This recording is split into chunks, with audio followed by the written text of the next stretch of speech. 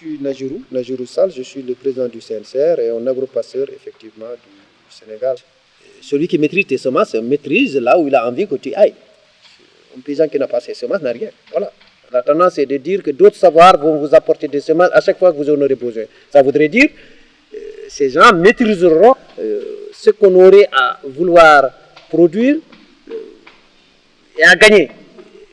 La question, c'est derrière tout ça, c'est un pouvoir même économique, hein, particulièrement. Celui qui détiendra les semences, effectivement, détiendra ta vie.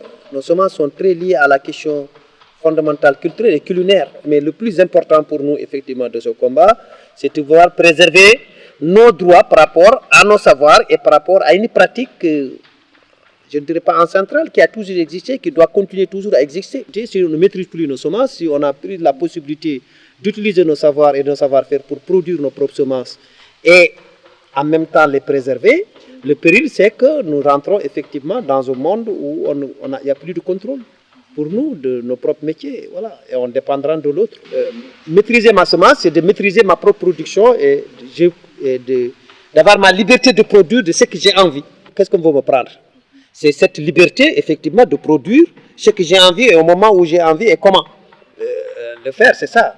Si je dois dépendre de l'autre, je dépendrai même de sa technicité, de ce qu'il me donnera comme module à faire pour produire. Moi, je peux partir de mes savoirs, effectivement, pour continuer à préserver cette semence. Donc, effectivement, ce savoir et ce savoir-faire doit exister, il doit continuer à exister. Mais légalisons-le. Voilà. Et nous participons au débat, nous essayons de les alimenter. Effectivement, la dernière déclaration qui va sortir de Genève, effectivement, la dernière mouture, le CNCR apportera sa contribution en termes de diffusion, de deuxièmement, de portage et de soutien vis-à-vis de nos autorités en premier lieu, pour que le système de Nations Unies le recommande. Nous l'avons fait sur la décennie de l'agriculture familiale.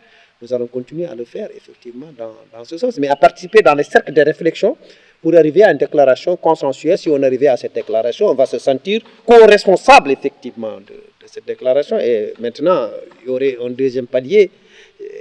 Comment rendre la déclaration active en termes de loi et de règlement, ça, en même temps, c'est un nouveau chantier qui va s'ouvrir.